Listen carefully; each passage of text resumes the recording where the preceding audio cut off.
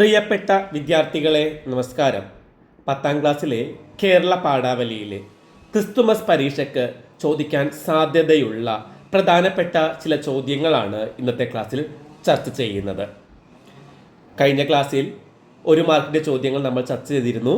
അതെല്ലാവരും കേട്ട് പഠിച്ചിരിക്കുമെന്ന് വിശ്വസിക്കുന്നു. തൊണ്ടു ചീഞ്ഞ മണമുള്ള, ഉപ്പ് ചേർന്ന രുചിയുള്ള, കടും ചായ നിറമുള്ള കലച്ച് വെള്ളത്തിൻ്റെ മകൾ.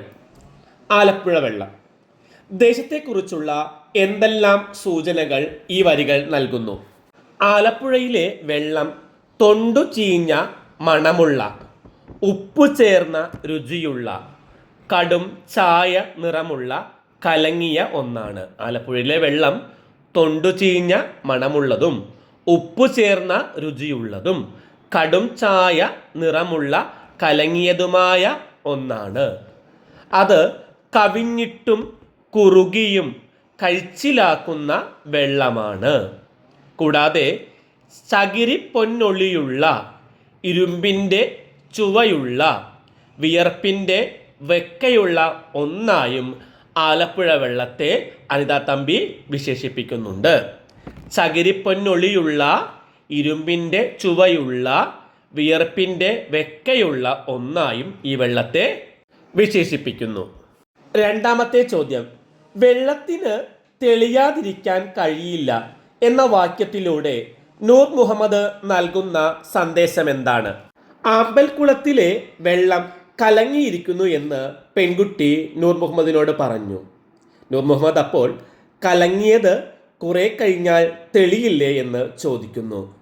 വെള്ളത്തിന് തെളിയാതിരിക്കാൻ കഴിയില്ല എന്ന വാക്യത്തിലൂടെ ജീവിതത്തിലെ പ്രശ്നങ്ങളും ദുഃഖങ്ങളും എക്കാലവും നിലനിൽക്കുന്നതല്ല എന്നും ക്ഷമയോടെ കാത്തിരുന്നാൽ കലങ്ങിയ വെള്ളം തെളിയുന്നത് പോലെ അവ പരിഹരിക്കപ്പെടും എന്ന പ്രത്യാശയുമാണ് അദ്ദേഹം നൽകുന്നത്. ജീവിതത്തിലെ പ്രശ്നങ്ങളും ദുഃഖങ്ങളും എക്കാലവും നിലനിൽക്കുന്ന ഒന്നല്ല.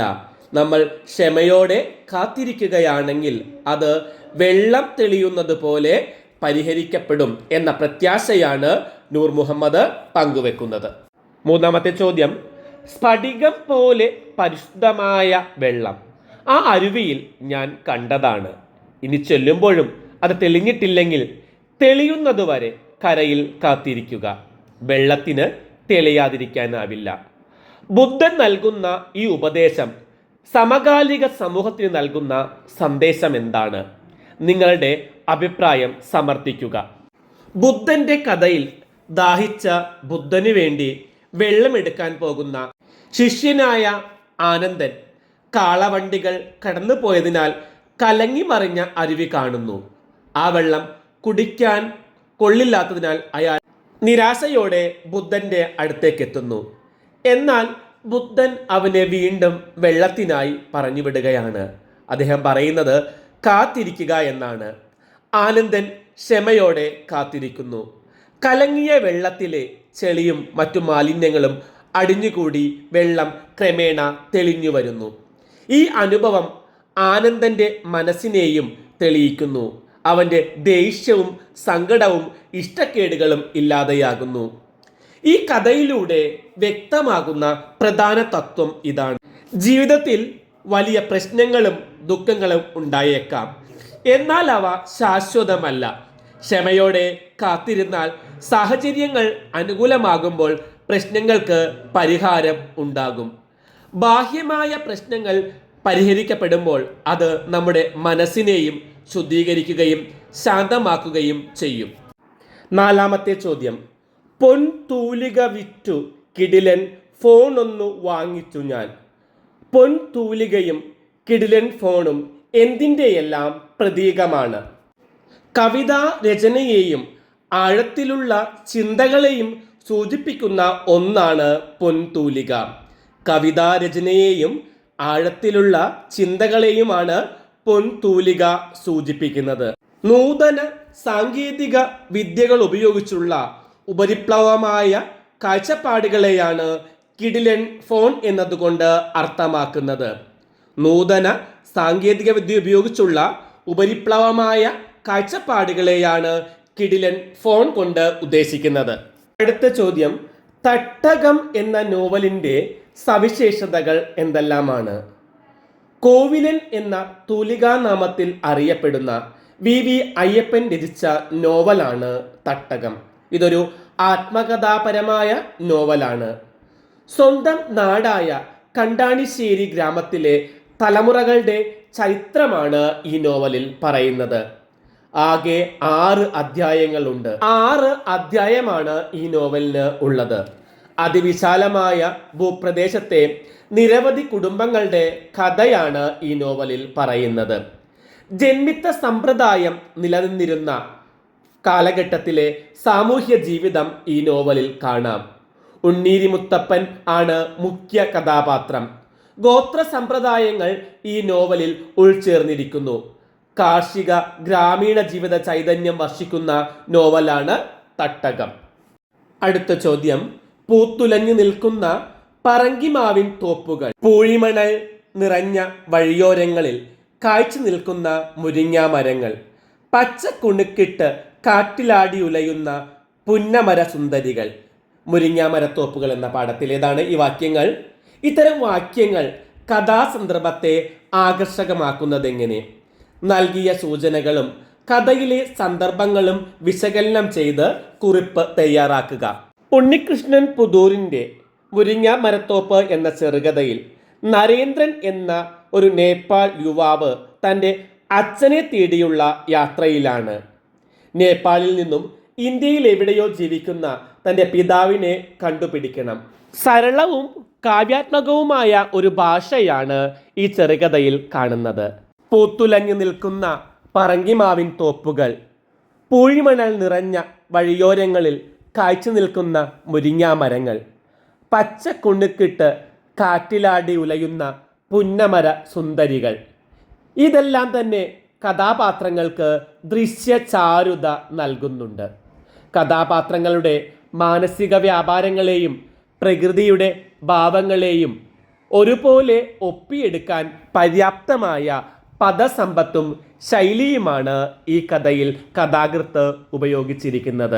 ഈ കഥയിലെ ഭാഷയും വർണ്ണനകളും ഏറെ ശ്രദ്ധേയമാണ്. യഥാർത്ഥമായ അവതരണത്തോടൊപ്പം കാവ്യാത്മകമായ ആവിഷ്കാരവും കഥയുടെ കേന്ദ്രഭാവത്തിന് കരുത്തു പകരുന്നുണ്ട്.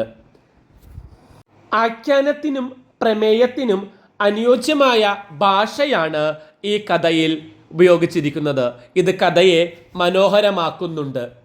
കഥാസന്ദർഭങ്ങൾക്ക് അനുയോജ്യമായതും കഥാപാത്രങ്ങളുടെ മാനസിക ഭാവത്തിനിണങ്ങിയതുമായ ഭാഷയാണ് എഴുത്തുകാരൻ ഇവിടെ ഉപയോഗിച്ചിരിക്കുന്നത്.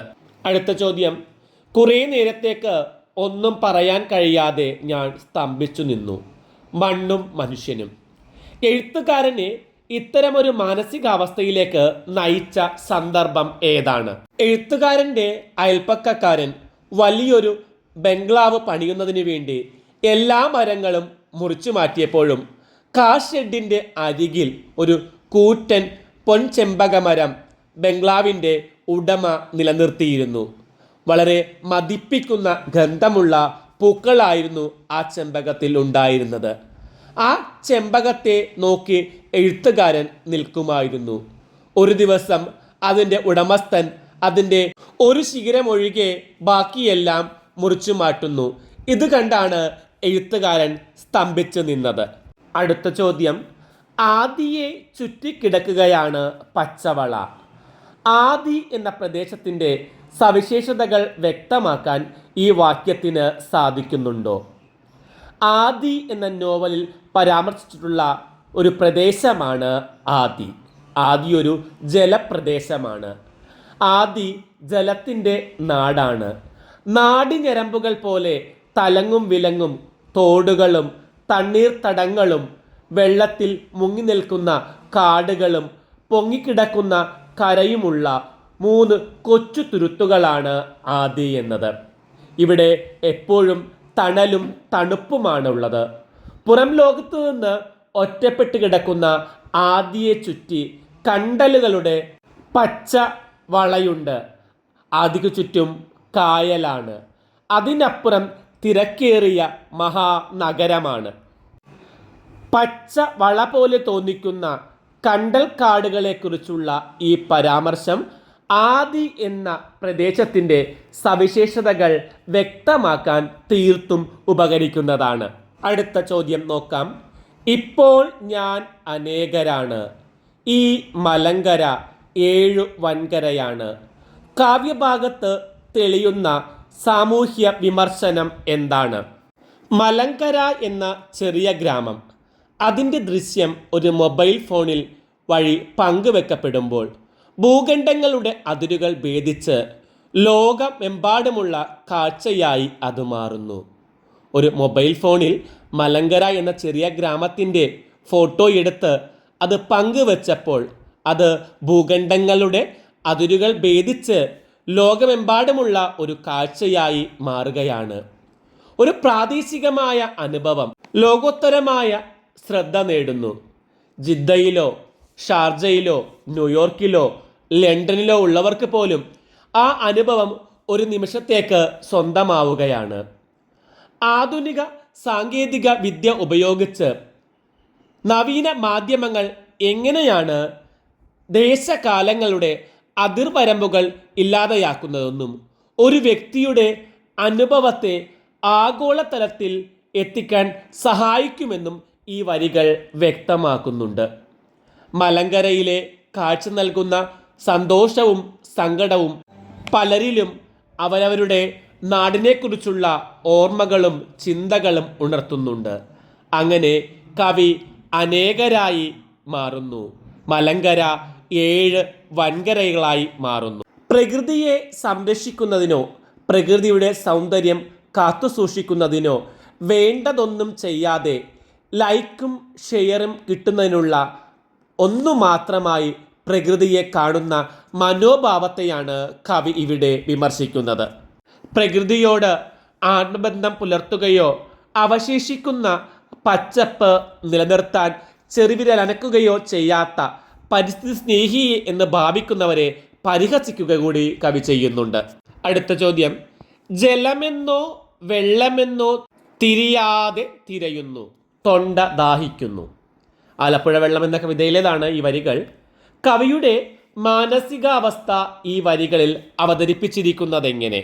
വ്യത്യസ്തമായ ഒരു കാവ്യ അനുഭൂതി ആസ്വാദകന് സമ്മാനിക്കുന്ന ഒരു കവിതയാണ് അനിതാ തമ്പിയുടെ ആലപ്പുഴ വെള്ളം. ഇന്ന് കവി ജീവിക്കുന്നത് ആലപ്പുഴക്ക് തെക്കാണ്. എന്നിട്ടും ആലപ്പുഴ മനസ്സിൽ മായാതെ മങ്ങാതെ നിലനിൽക്കുന്നു. ആലപ്പുഴയെക്കുറിച്ച് ഓജസ്സുറ്റ ഓർമ്മകളാണ് അവർക്കുള്ളത്. കവിക്ക് ജലവും വെള്ളവും വ്യത്യസ്തമായ അനുഭവങ്ങളാണ് ഉള്ളത്. ജലമെന്നാൽ വയനാട്ടിൽ, നിളനാട്ടിൽ, മലനാട്ടിൽ, തെക്കൻ നാട്ടിൽ വാഴുന്ന തെളിനീരാണ്. അത് മാലിന്യമില്ലാത്ത ശുദ്ധമായ ജലമാണ്. മണവും നിറവുമില്ലാത്തതും ദൂരവും ഉയരവും കാണുന്നതുമാണ്. സമതലങ്ങളിൽ ഒഴുക്ക് നിലച്ച് വാടിക്കിടക്കാത്തതാണ്. അത്രമാത്രം ശക്തവും ചടുലവും ചലനാത്മകവുമാണ്. അത് ജീവൻ്റെ ഉറവിടവും തുടിപ്പുമാണ്. വേനൽക്കാലത്തും മഴക്കാലത്തും വെള്ളം വ്യത്യസ്തമാണ്. വേനൽക്കാലത്ത് വെള്ളം കുറുകിയൊഴുകുന്നു. അത്യുഷ്ണകാലത്ത് വെള്ളം ആശ്വാസമാണ്. അതിവൃഷ്ടിക്കാലത്ത് സർവവും തല്ലിത്തകർത്ത് സംഹാരരൂപിയായി വെള്ളപ്പൊക്കമായി അത് മാറുന്നു. ഇത്തരത്തിൽ വൈരുദ്ധ്യങ്ങൾ കോർത്തിണക്കിയ കവിതയാണ് ആലപ്പുഴ വെള്ളം. ഇപ്പോഴും ജലവും വെള്ളവും തമ്മിൽ തിരിയുന്നില്ല, എങ്കിലും തൊണ്ട ദാഹിക്കുന്നുണ്ട്. കൊച്ചരീത്തി എന്ന നോവലിൽ നാരായൺ തൻ്റെ ദേശത്തെ എങ്ങനെയാണ് അവതരിപ്പിക്കുന്നത്? കൊച്ചരീത്തിയിൽ നാരായൺ ആദിവാസി സമൂഹത്തിൻ്റെ തനതായ ജീവിതത്തെയും സംസ്കാരത്തെയുമാണ് അടയാളപ്പെടുത്തുന്നത്. അതിനായി നിരവധി ദേശമുദ്രകൾ ഉപയോഗിച്ചിട്ടുണ്ട്. ഈ മുദ്രകൾ അവരുടെ ജീവിത രീതിയുടെയും പ്രകൃതിയോടുള്ള അടുപ്പത്തിൻ്റെയും നേർക്കാഴ്ചകളാണ്. കഞ്ഞിപ്പുരയും ഏറുമാടവും അതുപോലെ തീയുണ്ടാക്കുന്ന സാമഗ്രികളും രീതികളും ഭക്ഷണ രീതികളുമെല്ലാം ഈ നോവലിൽ വിവരിക്കുന്നുണ്ട്. വയലുകളിൽ കൃഷിയുടെ കാവലിനായി പോകുന്ന അടിയാന്മാരുടെ ജീവിതമാണ് പാഠഭാഗത്ത് വിവരിച്ചിട്ടുള്ളത്. വന്യമൃഗങ്ങളുടെ ശല്യത്തിൽ നിന്ന് വിളയെ രക്ഷിക്കാനായി വയലിനടുത്തുള്ള വലിയ മരത്തിൽ ഏറുമാടമുണ്ടാക്കുകയും കൃത്രിമമായി തീയുണ്ടാക്കി ആ ഏറുമാടത്തിൽ താഴെ വെച്ച് തന്നെ കാവൽക്കാരായ അടിയാന്മാർ ഭക്ഷണം പാചകം ചെയ്യുന്നു. മുളംകുറ്റിയും പഴയ മൺകലവുമൊക്കെയാണ് അവർ പാചകത്തിനായി ഉപയോഗിച്ചിരിക്കുന്നത്. പുറം ലോകത്തിൻ്റെ സ്വാധീനമില്ലാതെ പ്രകൃതിയോട് ചേർന്ന് എങ്ങനെ തനത് സംസ്കാരവും ജീവിത രീതികളും പിന്തുടരുന്ന കഠിനാധ്വാനികളായ ഒരു ജനവിഭാഗത്തെയാണ് നാരായൺ തൻ്റെ നോവലിൽ അവതരിപ്പിക്കുന്നത്. അവരുടെ ജീവിതമാകട്ടെ പ്രകൃതിയുടെ സ്വാഭാവികമായ താളത്തിനൊത്ത് മുന്നോട്ട് പോകുന്ന ഒന്നാണ്. വളരെ പ്രധാനപ്പെട്ട ചില ചോദ്യങ്ങളാണ് ഇന്നത്തെ ക്ലാസ്സിൽ നമ്മൾ ചർച്ച ചെയ്തത്. ഇതെല്ലാവരും നല്ല രീതിയിൽ പഠിക്കുക. പരീക്ഷയ്ക്ക് എല്ലാവർക്കും നല്ല മാർക്ക് നേടാൻ ആശംസകളോടെ നിർത്തുന്നു. ക്ലാസ് ഇഷ്ടമായെങ്കിൽ ലൈക്ക് ചെയ്യാനും ഷെയർ ചെയ്യാനും കമൻറ്റ് ചെയ്യാനും മറക്കരുതേ. അടുത്തൊരു ക്ലാസ്സുമായി കാണും വരെ എല്ലാവർക്കും നന്ദി, നമസ്കാരം.